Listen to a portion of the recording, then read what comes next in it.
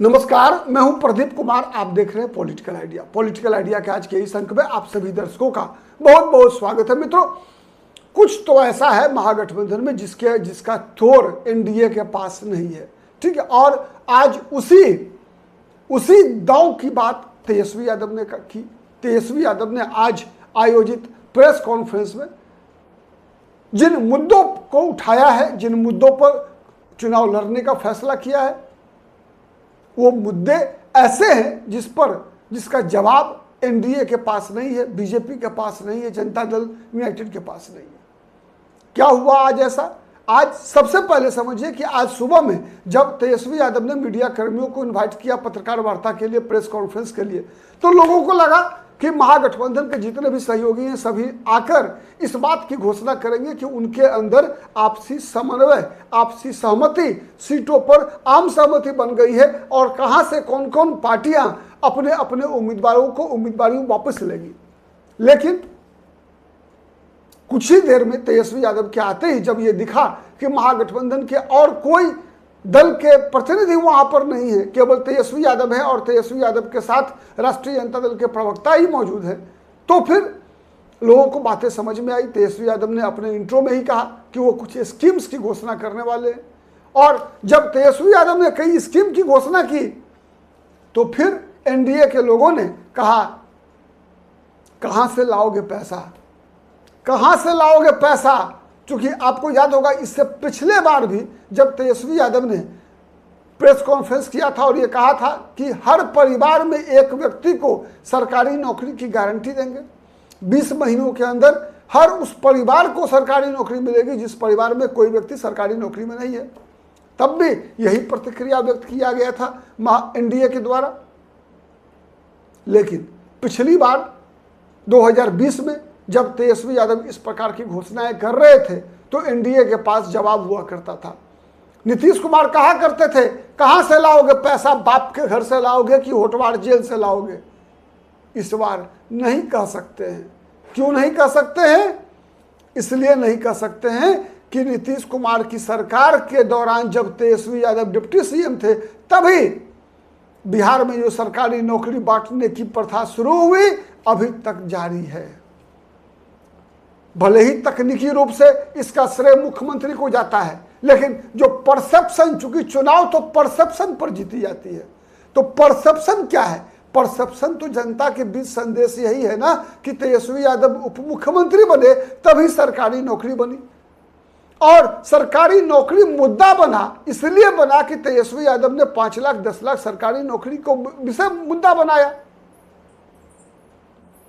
साथ ही तेजस्वी यादव ने, कहा जाता है कि महिला वोट बैंक नीतीश कुमार का सबसे परफेक्ट वोट बैंक है आज 20 वर्षों से। उसी महिला वोट बैंक को साधने के लिए जब तेजस्वी यादव ने जीविका दीदियों के बारे में कहा कि उनका जितना भी लोन है सब माफ करेंगे, जब तेजस्वी यादव ने कहा कि सबको सरकारी कर्मी का दर्जा देंगे, तो पिछली बार की तरह न नीतीश कुमार न सुशील मोदी स्वर्गीय है, क्योंकि उदाहरण के लिए नाम लेना पड़ता है। वैसे हमारे यहाँ परंपरा है कि किसी व्यक्ति जिसने धरती छोड़ दिया फिर उसकी चर्चा हम नहीं करते, लेकिन मजबूरी है यहाँ। सुशील मोदी ने कहा था कि पैसा कहाँ से लाओगे, बिहार में संविदा कर्मियों को अस्थायी करने पर बिहार की अर्थव्यवस्था उसका बोझ सहन नहीं कर पाएगी। कई चीज़ों का बिहार की अर्थव्यवस्था बोझ सहन नहीं कर पाती। तब भी जब तेजस्वी यादव कहा करते थे फ्री बिजली देने की बात 200 यूनिट, तो नीतीश कुमार मजाक उड़ाया करते थे। वही नीतीश कुमार जब 125 यूनिट बिजली फ्री, वृद्धा महिलाओं के लिए पेंशन, विधवाओं के लिए पेंशन बढ़ाने की बात जब तेजस्वी यादव किया करते थे तो नीतीश कुमार मजाक उड़ाया करते थे। अब क्या हुआ नीतीश बाबू? वही सब योजनाएं आपने लागू किया है। अब किस मुंह से आप तेजस्वी यादव की आप आलोचना करेंगे? क्या जवाब है इसका? न बीजेपी के पास कोई जवाब है, न जदयू के पास जवाब है। अब आप जब कहते हैं कि बिहार की अर्थव्यवस्था इसका बोझ सहन नहीं कर पाएगी, अमित शाह ने भी कहा विगत दिनों कि 12.5 लाख करोड़ रुपया कहां से लाएंगे, कहां से लाएंगे, ये तो बाद की बात है। उस सवाल के जवाब में जब तेजस्वी यादव ये सवाल करते हैं कि नरेंद्र मोदी ने 2 करोड़ नौकरी हर साल देने की बात कही थी, तो वो पैसा कहाँ से आया था? कहाँ मिली 2 करोड़ नौकरी? तो बातें कई आती है निकल कर, लेकिन एक बात तो तय है कि इन मुद्दों पर जितनी चतुराई से तेजस्वी यादव ने इस बार एनडीए को घेरने का प्रयास किया है, यह काबिले तारीफ है।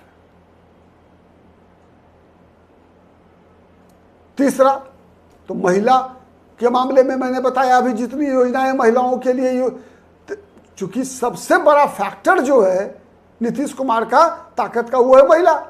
ईबीसी वोट बैंक में भी देखिए तेजस्वी यादव ने इस बार ईबीसी को भी अधिक संख्या में टिकटें बांटी है।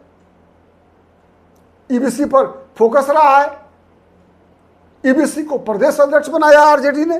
ठीक है, तो ये सब मामला है, चुनौती छोटी नहीं है तेजस्वी यादव नीतीश कुमार के सामने। लेकिन सबसे बड़ी जो अपर हैंड है तेजस्वी यादव का, वो है क्रेडिबिलिटी का। नीतीश कुमार की तुलना में क्रेडिबिलिटी, हर बार क्या होता था तेजस्वी यादव क्रेडिबिलिटी के मामले में नीतीश कुमार के सामने पीछे पिछड़ जाते थे, 19 पढ़ते थे। नीतीश कुमार हर परिस्थिति में 20 होते थे। आज क्रेडिबिलिटी के मामले में ही नीतीश कुमार छोटे दिख रहे हैं। पलटने के मामले में, अल्टू पलटू वाला मामला जो आया नीतीश कुमार का, उस मामले में पलट रहे हैं। इसके अलावा अभी सरकारी नौकरी के मामले में जिस प्रकार का बयान नीतीश कुमार दिया करते थे, फिर नीतीश कुमार ने जिस तरह से 360 डिग्री घूम गए, दोनों हाथ से बांट रहे हैं, सरकारी नौकरी, सरकारी पैसा, सब खजाना फ्री कर दिया है। यह भी पलटी है। वही तेजस्वी यादव की विश्वसनीयता क्या बनी कि नहीं, यह संभव है, दिस इज पॉसिबल, यह असंभव नहीं है। लोग लालू यादव, राबड़ी देवी हारी क्यों, नीतीश कुमार को क्यों लगातार बनाते रहे मुख्यमंत्री? इसलिए ना कि लोगों ने कहा कि नहीं, लालू प्रसाद यादव से बिहार नहीं चल सकता है, only Nitish can do it, केवल नीतीश कुमार कर सकते हैं। इसलिए तो 2005 के बाद कभी भी आरजेडी चुनाव जीत नहीं पाई। अब क्या लगता है? अब लगता है कि नीतीश से नहीं होगा, नीतीश से नहीं होगा। क्यों नहीं होगा? इसलिए नहीं होगा कि नीतीश कुमार अब शरीर से और मानसिक रूप से अस्वस्थ हो गए हैं। जो नीतीश कुमार की यूएसपी हुआ करती थी, वही नीतीश कुमार की अब डिमेरिट हो गई है। तो नीतीश कुमार नहीं कर सकते, लालू यादव इस लायक नहीं है, राबड़ी देवी इस लायक नहीं है, उससे बेहतर नीतीश कुमार है, ये लोगों के मन में था। इसलिए नीतीश कुमार बार बार चुनाव जीतते थे। अब वही चीज नीतीश कुमार के खिलाफ जा रहा है कि नहीं, तेजस्वी नौकरी दे सकता है, नीतीश कुमार नहीं दे सकते। तेजस्वी फलाना काम कर सकता है, नीतीश कुमार नहीं कर सकते। ये जो परसेप्शन बन रहा है, ये नीतीश कुमार के लिए खतरनाक है। ये बीजेपी के लिए इसका जवाब देना मुश्किल होगा। हाँ ठीक है, टीवी डिबेट में बैठकर लंबी लंबी बातें कर लेना बात अलग होती है, लेकिन जमीन पर जनता के पास जो डिलीवरी है, बिहार के युवाओं ने, बिहार के छात्रों ने देखा कि ये सरकारी नौकरियां बिहार में 5 लाख इस साल 2020 से 25 के बीच में बटा। ठीक है, कलम नीतीश कुमार का था, लेकिन क्रेडिट तेजस्वी को मिला। आप कितना भी कहते रह गए, जनता दल यूनाइटेड के लोग, बीजेपी वाले कहते रह गए, जनता को बताते रह गए कि मुख्यमंत्री नीतीश कुमार थे, उप मुख्यमंत्री का क्या औकात है, लेकिन फिर भी जनता के मन के अंदर ये बातें बैठ गई है कि सरकारी नौकरी इसलिए मिली कि तेजस्वी यादव डिप्टी सीएम बने। सच है या गलत है बताइएगा आप भी कमेंट करके। ठीक है, तो ये सबसे बड़ा एडवांटेज तेजस्वी यादव के लिए है, महागठबंधन के लिए है। महागठबंधन की समस्या एक ही है कि ये महागठबंधन है, मतलब एकजुटता नहीं है, यही समस्या है। मैं तो पहले दिन से कह रहा हूं, 6 महीने से कह रहा हूं, महागठबंधन यदि एकजुट हो तो सामान्य बहुमत नहीं, बड़ी बहुमत से इस बार सरकार बनाने का मौका है। और ये सुनहरा अवसर है तेजस्वी यादव के लिए, इससे बेहतर मौका मिलना मुश्किल है। कई पार्टियों के लिए सुनहरा मौका है, इससे बेहतर मौका नहीं मिल सकता। देखिए मतदाता क्या करते हैं, और मतदाता से भी ज्यादा परीक्षा में बैठने वाले परीक्षार्थी पर निर्भर करता है कि वो परीक्षा में कॉपी लिखता है या बदमाशी करके आता है। महागठबंधन के दल परीक्षा ठीक से देंगे या बदमाशी करेंगे, कहना मुश्किल है। आज के लिए इतना ही। बहुत बहुत धन्यवाद।